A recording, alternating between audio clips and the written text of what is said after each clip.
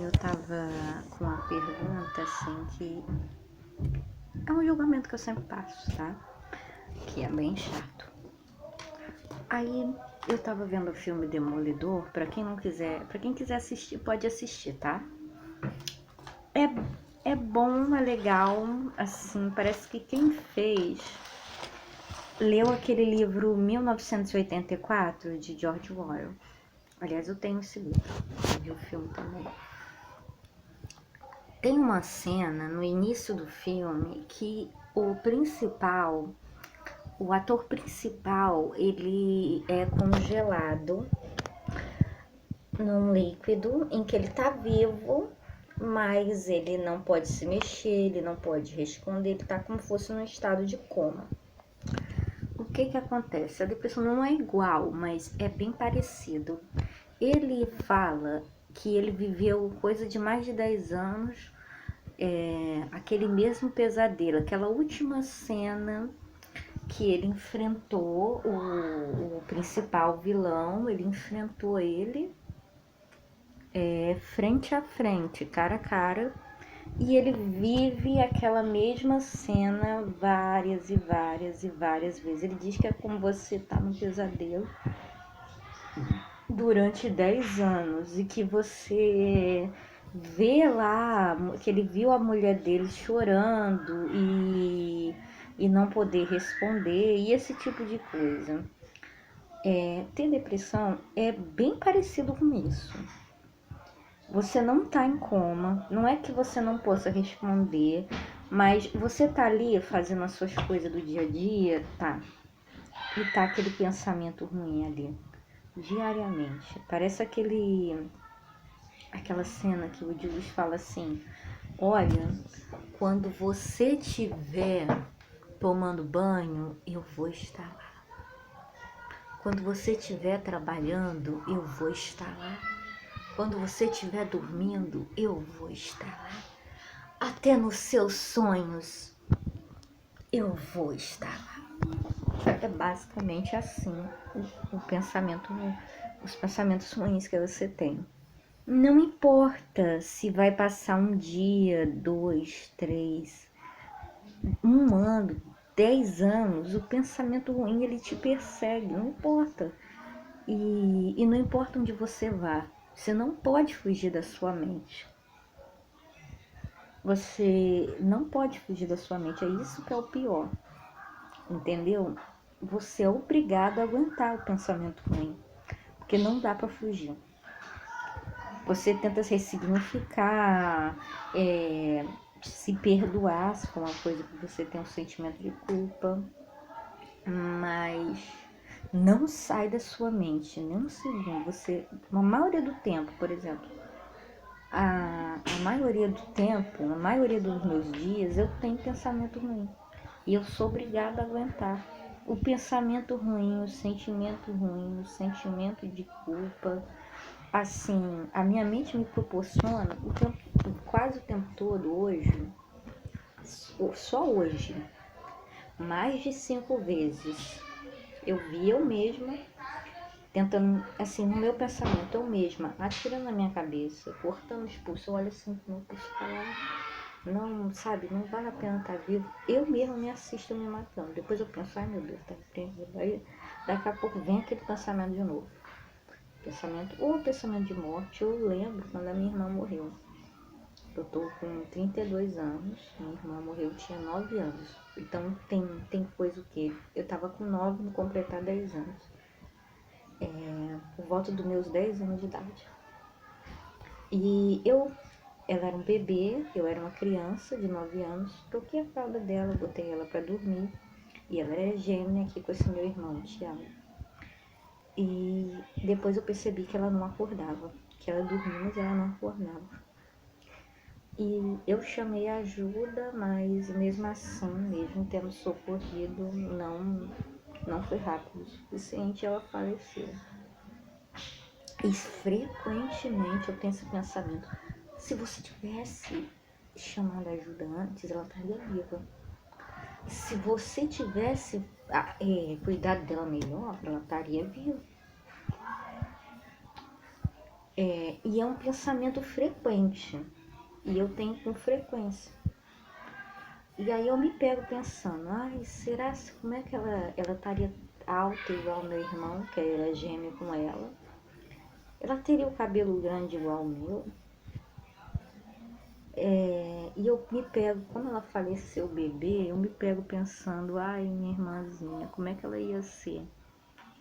Aí ela não chegou a ser criança. Ela não aprendeu a falar, ela não aprendeu a andar. E várias vezes eu me pego lembrando dela. Assim, eu me sinto culpada por ela ter falecido, mesmo sendo um problema. Ela teve o coração e o pulmão dela pararam de funcionar. Eu me pego me sentindo culpada. Não foi só esse motivo para eu ter depressão, mas assim, é basicamente isso. Você tem aquela memória ruim, é o principal, pelo menos, é o que eu posso dizer. Eu tenho memória ruim todos os dias. Todos os dias. O pensamento de eu me matando, o pensamento, olha, ninguém ama você. Ninguém gosta de você, ninguém se importa com você. Você já reparou?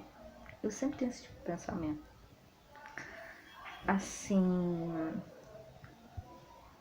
não é fácil.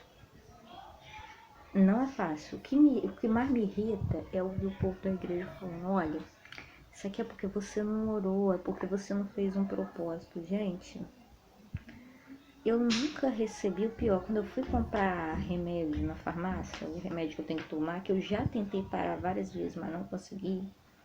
E é o remédio que me dá uma qualidade de vida.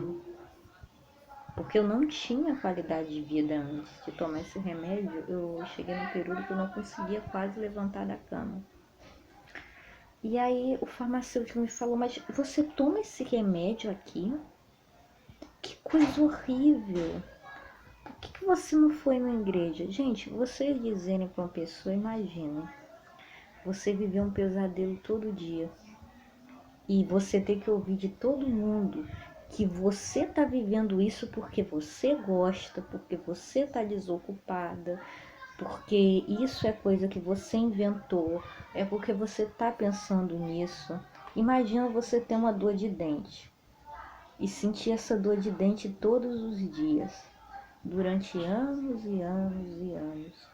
E você ter que ouvir de todo mundo que a culpa é sua porque você não foi numa igreja. Você ia gostar?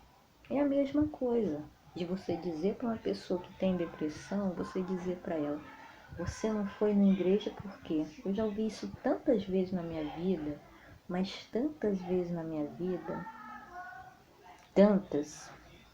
Pela minha experiência, a não ser os outros, o que melhorou, a única coisa que melhorou foi, exercitar, e dois, não tentar expulsar o pensamento ruim, porque não adianta. Não adianta, não vai embora.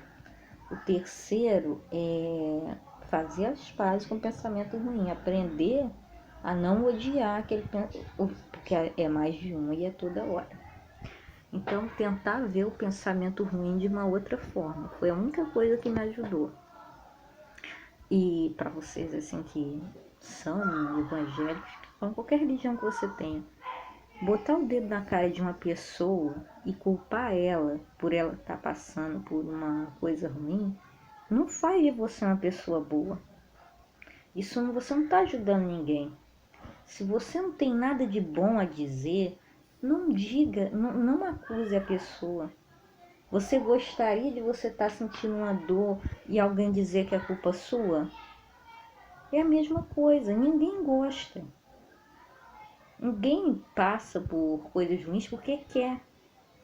As coisas ruins fazem parte da vida. Então, nada de vocês que são evangélicos vir dizer para uma pessoa com depressão, vai numa igreja que você vai melhorar. Gente, antes de eu ter depressão, desde o início da minha vida, eu ia em igreja, eu já li a Bíblia, eu acredito em Deus. O que eu não gosto é de vocês me acusando como eu fosse um monstro, como eu tivesse um pecado. Gente, se vocês tivessem ideia do que eu já vi em igreja, assim, cada coisa que eu já passei, é uma acusação. A pessoa não pode. Eu tenho uma tia, minha tia é cega, além de eu ter depressão, meu irmão é autista, minha tia é cega. Eu já escutei que é maldição familiar. Eu já escutei que eu sou endemoniada, que sou demônio na minha vida. Gente, vocês se sentem bem falando isso pra alguém? Vocês se sentem bem fazendo alguém se sentir mal? Gente, vocês não querem falar uma coisa boa? Não tem algo de bom pra falar? Não falem nada. Mas, por favor, nada de acusar as outras pessoas. Porque a pessoa que está com depressão não precisa de ninguém para acusar, não. Porque a nossa mente, a minha pelo menos, já faz isso todos os dias. A minha mente me acusa todos os dias. E a coisa que eu menos gosto é ter que ouvir de todas as pessoas que a culpa é minha. Eu já escutei que é porque eu não tenho filho, por isso que eu tô assim, porque eu tô desocupada. E olha que eu não sou uma pessoa desocupada. Eu trabalho, eu vou em academia, eu limpo casa, eu cuido de 2 deficientes e todos os dias eu tenho que escutar que isso é porque eu tô desocupada. Eu comecei a cuidar do meu irmão, ele tem 22 anos, eu tenho 32, que ele é gêmeo para falecer, desde a minha infância. Eu tenho que escutar todo dia que é porque eu tô desocupada. Eu comecei a trabalhar com 12 anos e todos os dias eu tenho que escutar isso, não é legal. Porque já não basta acusação, assim, o que é pior do que o pensamento ruim é a acusação das pessoas.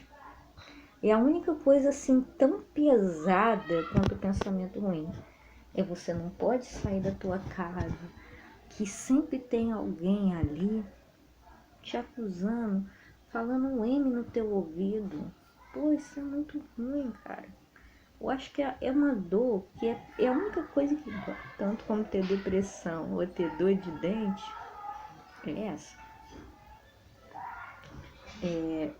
Onde você vai, a maioria das pessoas não te fala uma palavra de consolo, fala uma palavra de acusação.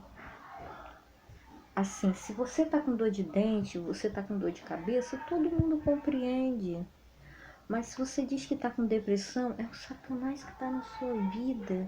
Você deveria ter ido na igreja. Puxa, cara, é muito chato.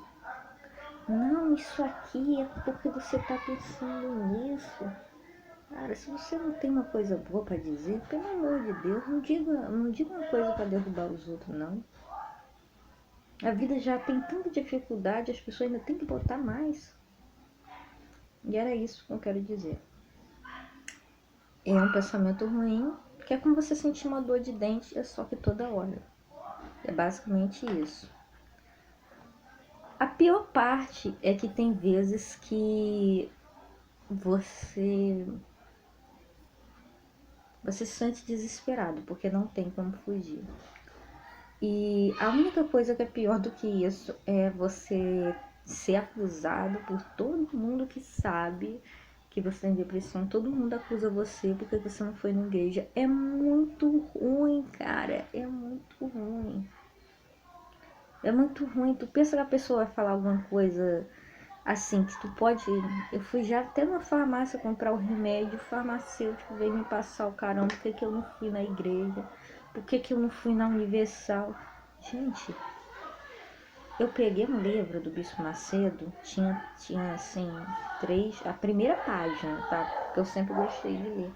A primeira página dele, a segunda, tinha escrito as 3 perguntas: se você tem alguma doença, se você é pobre ou rico, se você é rico, se você é saudável, ou se você...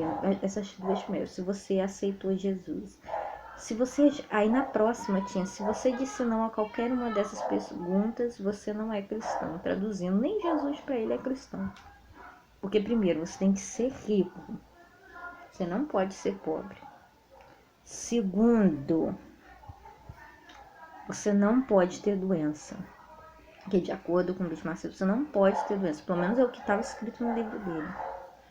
Então, por exemplo, se exclui minha tia, meu irmão, que um é cego, outro é autista, exclui a mim, porque eu tenho depressão. Exclui a mim mais uma vez porque a gente é pobre, é uma família pobre.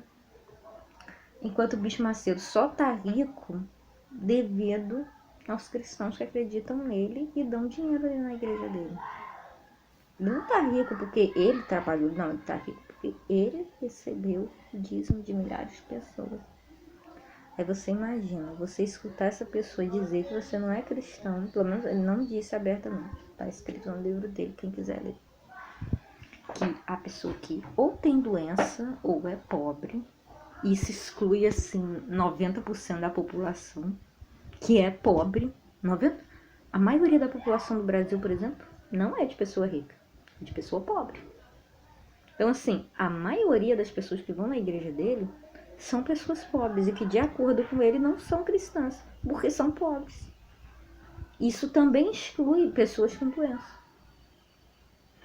Então assim, essa é a minha outra experiência ruim.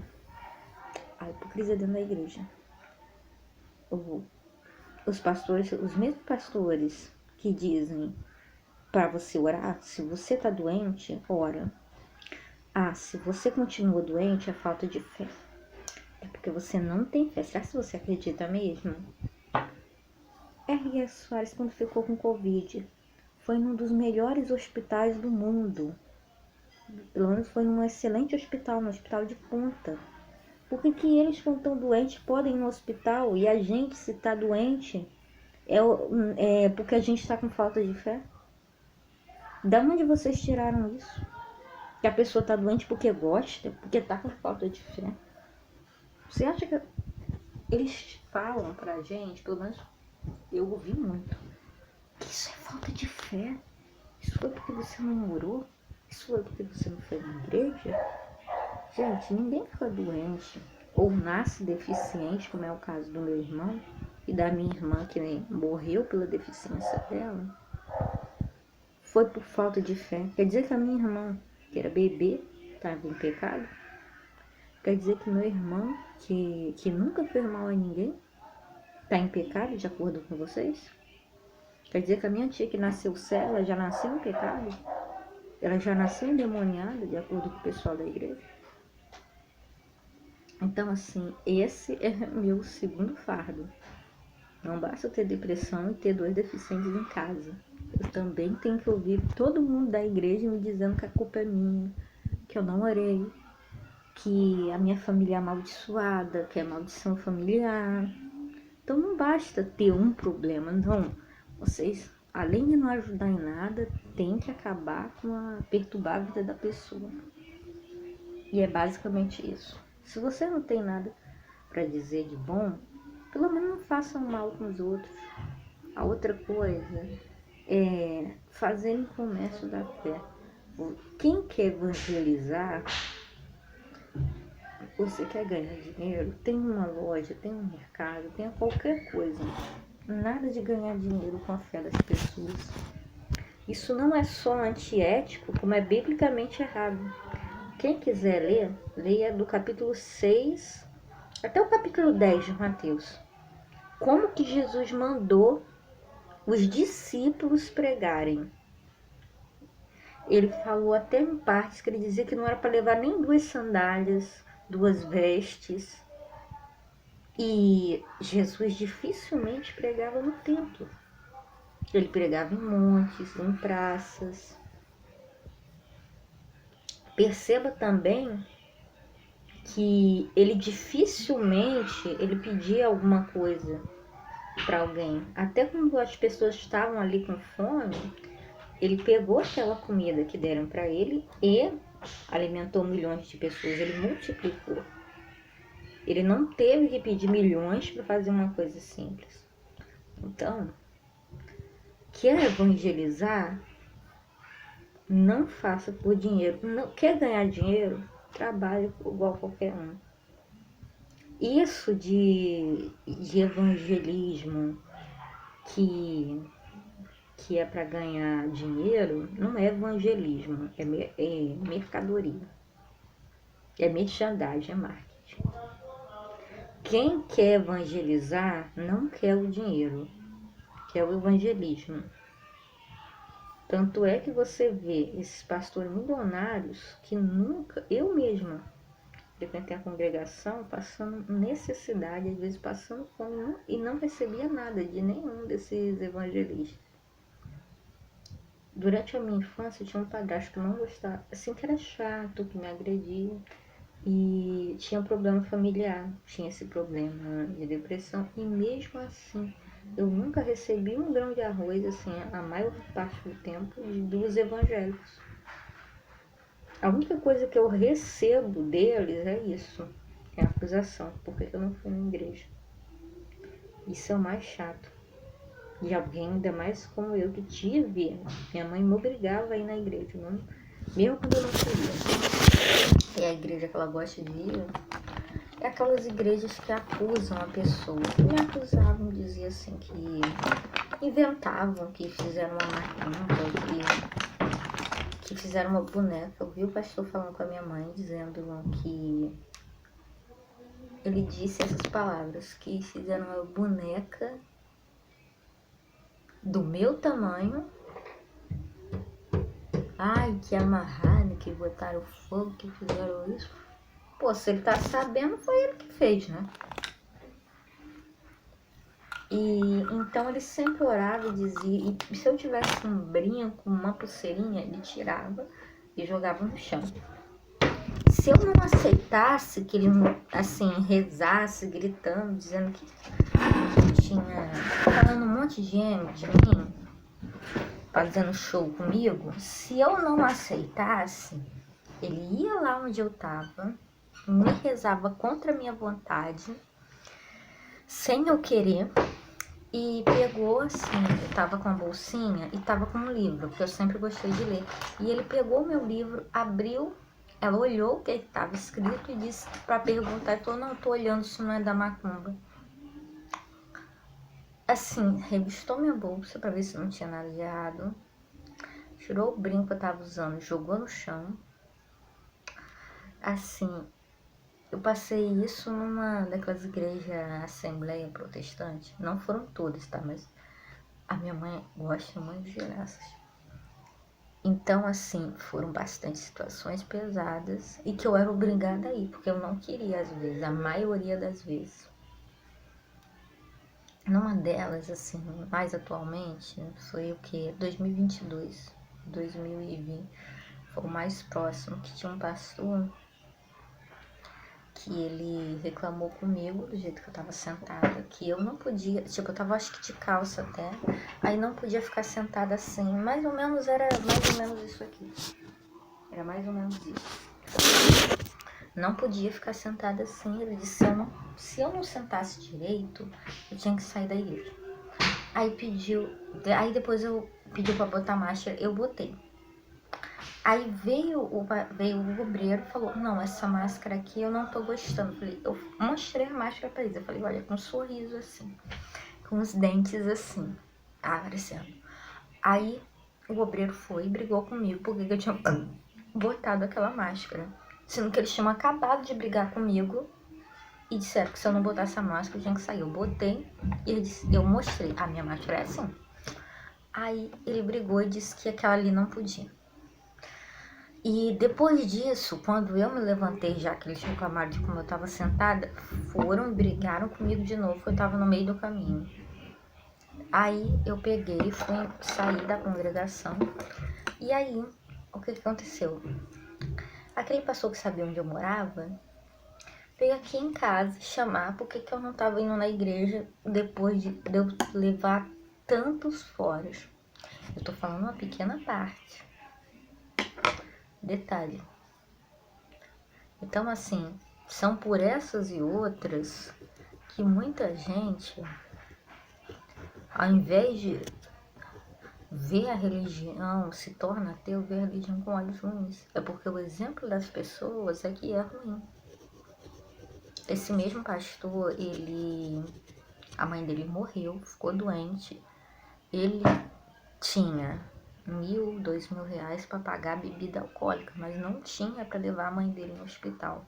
Eu não tô falando que é obrigado a ter dinheiro, mas se você tem para bebida alcoólica, você tem, logicamente, para cuidar da sua mãe. Eu não tô dizendo você dar pra todo mundo, tô falando você cuidar da sua mãe. Minha madrinha teve câncer. A gente gastou tudo que a gente tinha, perdeu tudo que a gente tinha pra cuidar da minha madrinha, da irmã da minha avó. Porque quem se importa ver seu parente doente, faz tudo pra melhorar a vida dele, faz tudo. É capaz de perder tudo que tem pra cuidar desse parente. E esse pastor tinha dinheiro pra comprar bebida alcoólica, mas não tinha pra cuidar da mãe dele. E eu não tô dizendo que alguém, a pessoa é obrigada a ser um santo, mas não amar nem a sua mãe. Eu não tô dizendo que é pra você amar até os seus inimigos, porque Jesus disse que é pra gente amar até os nossos inimigos. Mas a pessoa não poder amar nem a sua própria mãe. Poxa. E nem ama a filha também, porque ele disse pra filha dele que se ela saísse da igreja, ela ia ter depressão e ela ia se suicidar. Detalhe, isso foi na igreja, na frente das pessoas, tá bom? Então, assim, quando vocês verem alguém comercializando a fé, lembre-se, ela não tá fazendo porque gosta, porque tem interesse na salvação das pessoas, mas porque é um trabalho. É tipo, eu vou vender roupa, eu vendo bala, eu vendo lanche. Eu não tô vendendo lanche porque, como eu sou boa, como eu sou uma pessoa maravilhosa. Não, é pra ganhar o meu pão de cada dia. Então, comércio com a fé não é que a pessoa quer ganhar, mas a pessoa quer ganhar dinheiro. Porque se não fosse assim, não haveria necessidade de vender feijão mágico, feijão que cura Covid, sabonete santo, água abençoada, água não sei o que, perfuminho não sei o que. Tipo, o Valdomiro vendeu a camisetinha dele ensanguentada. É que nem eu pegar um absorvente ensanguentado e vender por aí e dizer que agora a mulher não vai mais ficar estéril se ela comprar um absorvente sangrado, né? Então, assim, é bem chato, cara, você ouvir isso. Quem acredita nessas pessoas, leia a Bíblia. Não acredite em mim, não acredite em ninguém. Leia a Bíblia. Ore, leia a Bíblia por si mesmo. Não acredite nos outros. Nem mesmo em mim. Eu não sou uma pessoa boa, não sou uma pessoa perfeita, não sou melhor do que ninguém. Não precisa acreditar em mim, a Bíblia está aí. Leia a Bíblia, ore, procure por si mesmo. Não precisa de intermediador. O intermediador entre Deus e o ser humano é Jesus Cristo. Você quer, pode até congregar, não é proibido você congregar.